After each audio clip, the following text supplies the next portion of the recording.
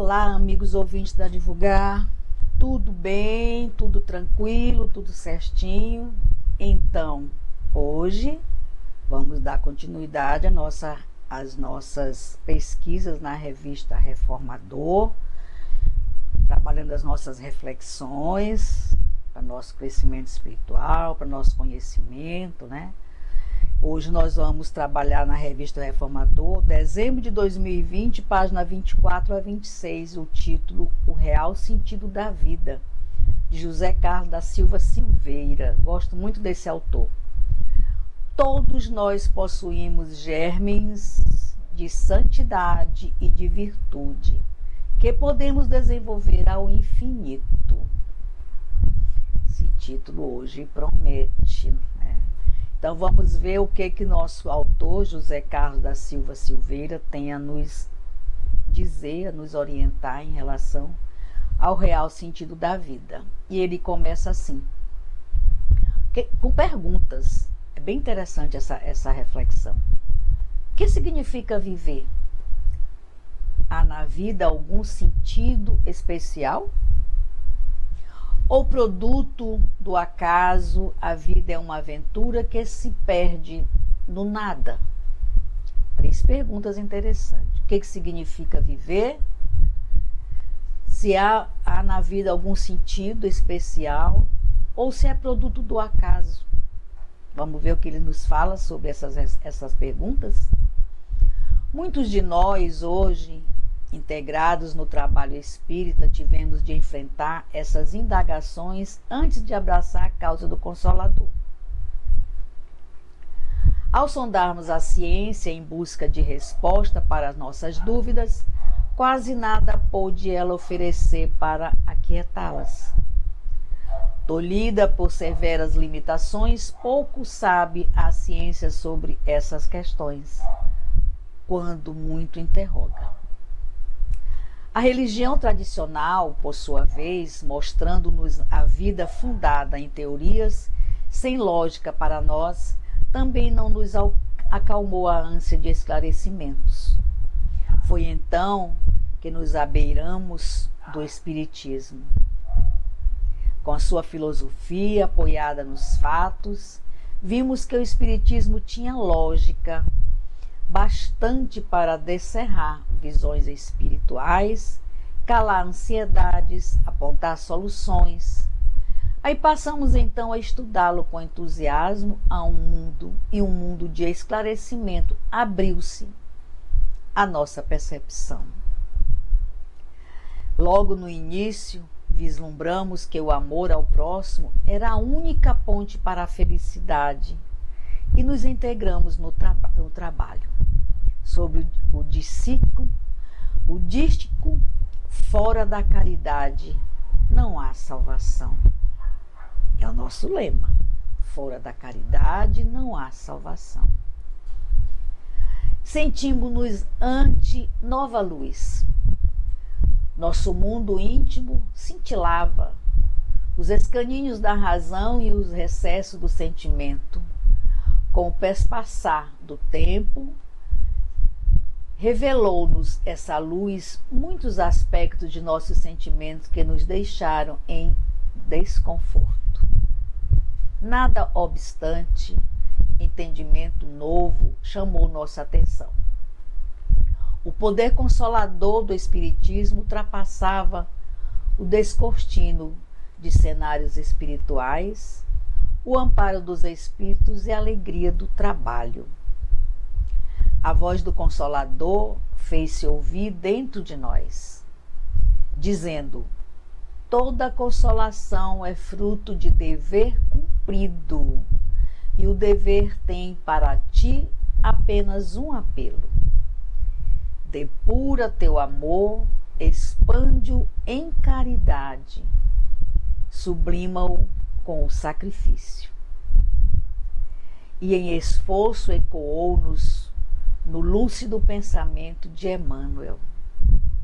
Aí vem Emmanuel com suas pérolas maravilhosas. Fora da carne compreende-se a excelência da abnegação e do sacrifício em prol de outrem. A maioria de nossas obras pessoais são como bolhas de água sabonada que se dispersam nos ares, porque visando ao bem-estar e ao repouso do eu, entre aspas, tem como base o egoísmo, que atrofia a nossa evolução. Gente, eu falo isso em todas as minhas reflexões. O egoísmo, ele está aqui. De um lado o egoísmo, do outro lado a caridade. Abaixo da caridade vem vários sentimentos: o amor, a abnegação, o perdão, a benevolência. O egoísmo vem o ódio, o mal-querer, a maldade, a falta de caridade, o desamor, a fofoca, a traição, o malfazejo, ou seja, o egoísmo. Se a gente conseguir destruir esse sentimento, a gente vai conseguir melhorar muito, muito. Mas é muito, não é pouco não. Porque o egoísmo, ele está bem aqui no topo, comandando todas as coisas ruins que a gente faz e que a gente pensa e que a gente age, ainda com nossos irmãos. Continuando. Onde é que eu estava?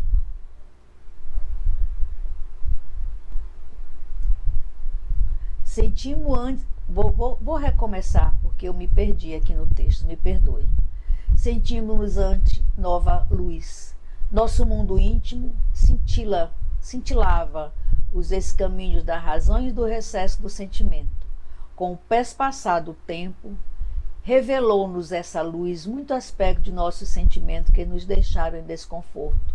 Nada obstante, entendimento novo chamou nossa atenção. O poder consolador do Espiritismo ultrapassava o descortino de cenários espirituais e amparo dos espíritos e as alegrias do trabalho.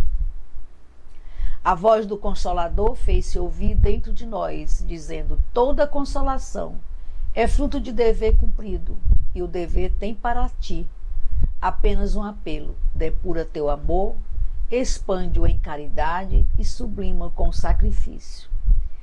E em reforço ecoou-nos lúcido pensamento de Emmanuel.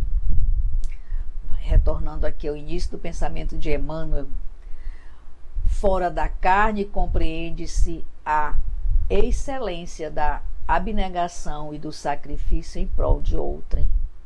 A maioria de nossas obras pessoais são como bolhas de água sabonadas para que se dispersaram nos ares, porque visando o bem-estar e o repouso do eu, tem como base o egoísmo.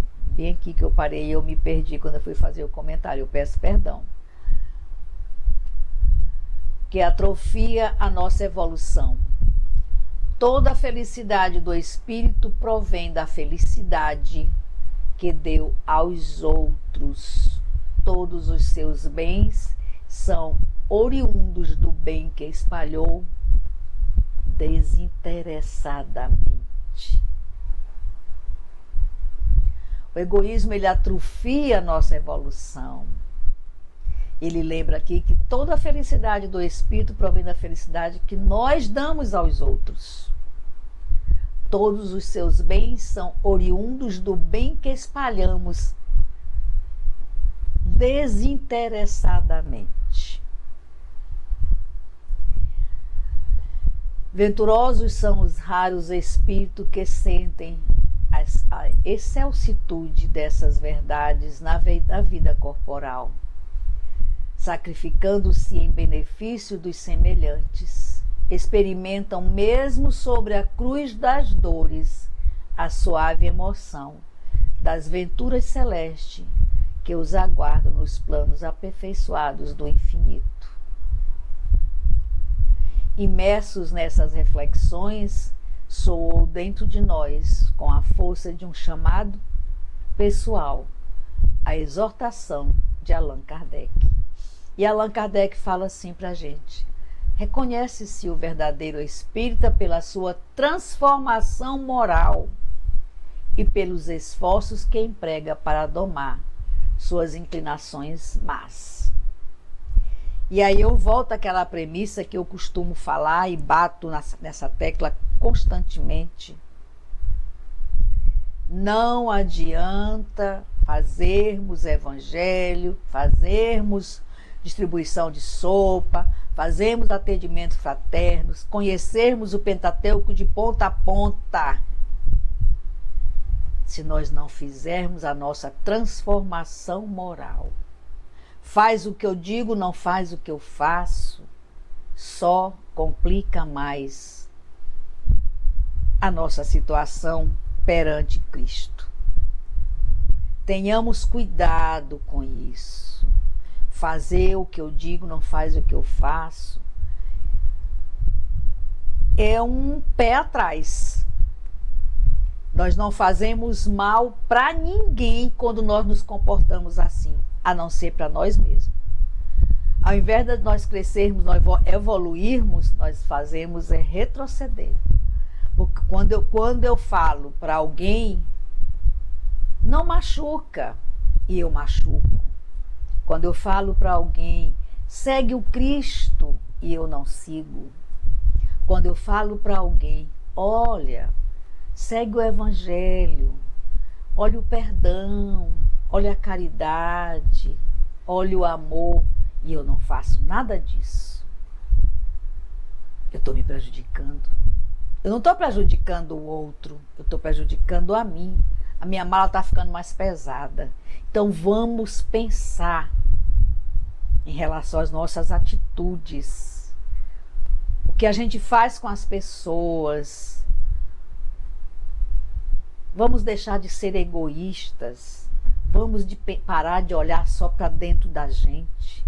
Vamos expandir esse olhar. Se a gente não pode ajudar, não vamos prejudicar.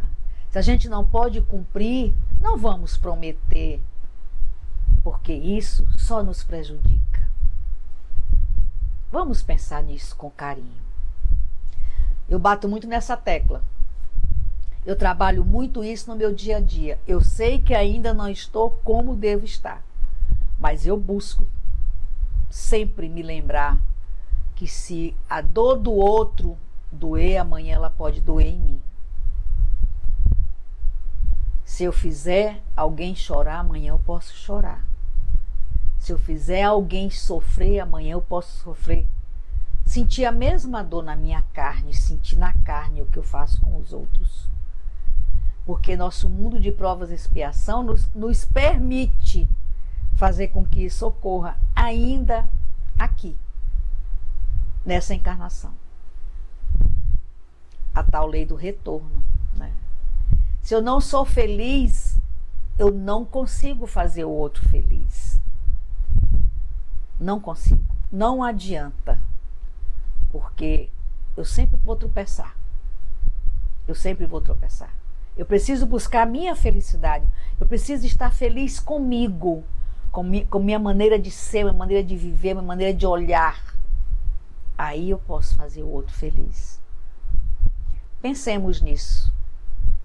Continuando, compreendemos finalmente que a vida possui um sentido especial, um significado sobremodo valioso, todo ele voltado para desenvolver o amor, o sentimento por excelência que resume toda a doutrina de Jesus. A essa altura, percebamos nitidamente esse amor em nós, qual semente anelado germinar, qual semente anelando germinar. Mesmo nesse estado potencial, o amor já figura um tesouro de luz a guiar-nos, os passos pela extensão do porvir. Percebemos que desenvolver e depurar tal sentimento na consciência é com efeito o real sentido da vida.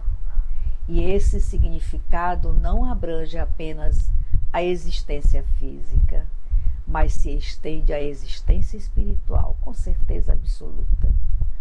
Como bem assinala Emmanuel nessa passagem de uma de suas obras. Para os desencarnados, amados de minha esfera, o primeiro dia do Espírito é tão obscuro como o primeiro dia do homem o é para a humanidade. Somente sabemos que todos nós, indistintamente, possuímos germens de santidade e de virtude que podemos desenvolver ao infinito. Continuando, esse caminho aqui descrito e que muitos de nós poderemos palmilhar até desvendarmos o verdadeiro sentido da vida, de certo não é único. Os percursos variam segundo as necessidades e interesses individuais. Nem sempre será preciso, por exemplo, seguirmos um longo curso de estudo e de trabalho. Tudo dependerá do grau de nossa sensibilidade. Isso porque apenas desvelamos a significação da vida quando nos deixamos tocar no coração. E enquanto alguns de nós reclamam por mais tempo para atingir um nível de sensibilidade elevado, outros conseguem fazer que vibrem suas fibras mais íntimas logo nos primeiros contatos com a doutrina espírita. Ontem eu ouvi do nosso palestrante falando assim: tem gente que vem para o centro espírita, não consegue nem ouvir o que o palestrante está falando. Imagina colocar em prática. É verdade. Fica conversando com o colega do lado, fica no celular, fica olhando para o lado, com o pensamento lá em qualquer lugar, menos na leitura, na palestra. Se eu não consigo nem ouvir a palestra, imagina colocar em prática o que está sendo falado, né? Precisamos tomar cuidado com isso também.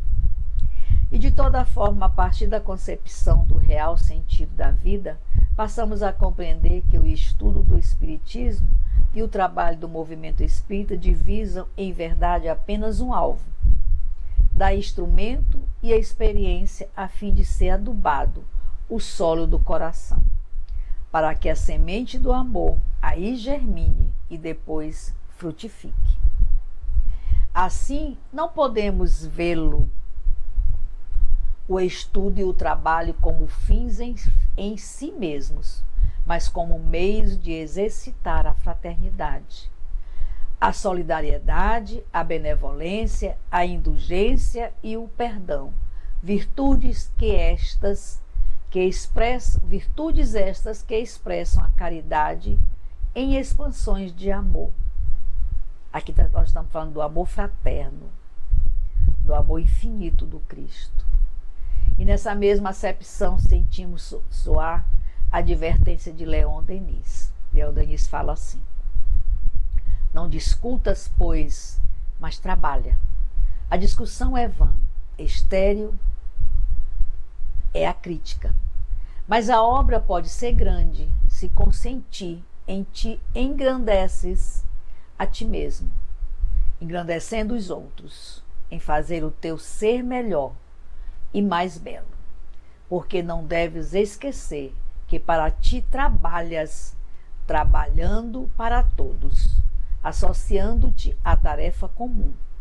O universo, como tua alma, renova-se, perpetua-se, embeleza-se sem cessar pelo trabalho e pela reciprocidade.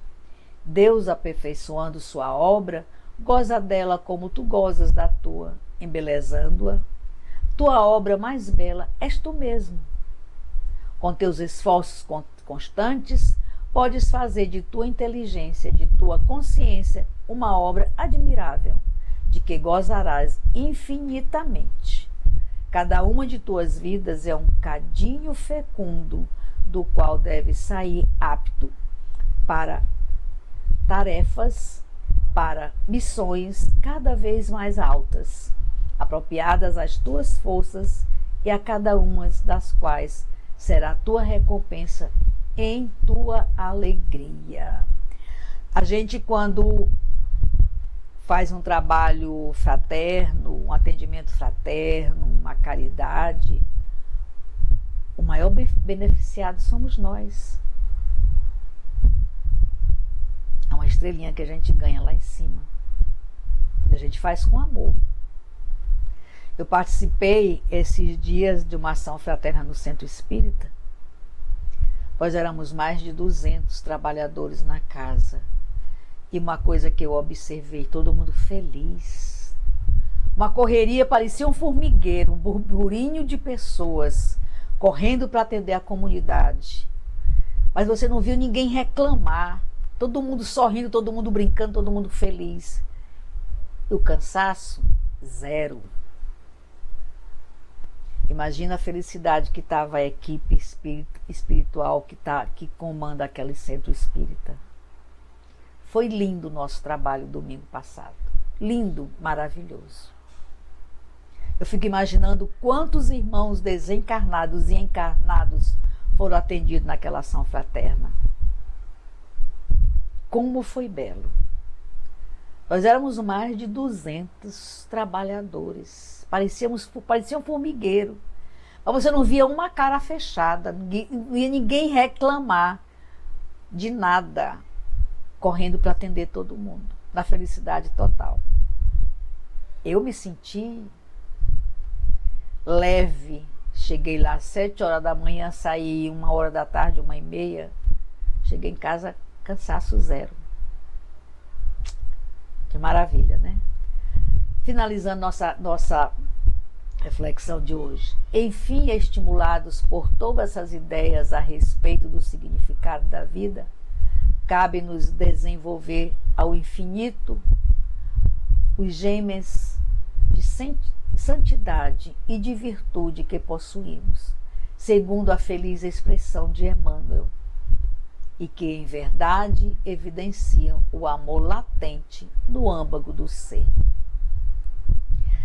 Foi bem longa nessa nossa reflexão de hoje, mas se fazia necessário. Agora eu vou ler rapidinho o comentário do nosso editor, que ele sempre complementa com comentários maravilhosos. O Espiritismo é uma doutrina que busca compreender o propósito da vida, a natureza do ser humano e a relação do indivíduo com o universo. Uma das premissas fundamentais é a ideia de que todos nós possuímos genes de santidade e virtude e que podem ser desenvolvidos ao infinito. A vida humana é um constante processo de aprimoramento moral e espiritual, e todos nós nascemos com potencialidades para a bondade, a compaixão, a solidariedade e outras virtudes. E é o nosso dever desenvolver essas características ao máximo. A busca pelo sentido da vida, de acordo com o Espiritismo, passa necessariamente pela compreensão e utilização desses germes da santidade e virtude. Ao cultivarmos essas qualidades, contribuímos para o nosso próprio crescimento espiritual, bem como para o bem-estar da sociedade como um todo. Nesse sentido, o Espiritismo propõe um caminho de autoconhecimento e autodesenvolvimento, no qual cada indivíduo é responsável por seu próprio progresso moral e espiritual, através da prática do amor ao próximo, da caridade e da humanidade, da busca pela verdade. É possível alcançar um estado de harmonia e plenitude interior. Portanto, o real sentido da vida está em desenvolver nossas potencialidades para a santidade e a virtude, buscando o aprimoramento constante de nossas qualidades morais e espirituais. Ao fazê-lo, contribuímos para a construção de um mundo mais justo, pacífico e fraterno. E assim nós encerramos a nossa reflexão. Peço desculpa porque ela foi bem mais prolongada do que as outras tantas, mas se fez necessário, né? Os comentários e trazer essa reflexão na íntegra, inclusive o comentário do nosso editor. Gratidão por estar com vocês, por poder estar aqui dividindo essas maravilhas que nós encontramos na revista Reformador. Espero que eu tenha conseguido passar para vocês as informações necessárias para o nosso crescimento espiritual. Não deixe de dar o like, fazer comentários. Fiquem todos com Deus, hoje e sempre. Wanda Barros, para divulgar.net. Até a próxima!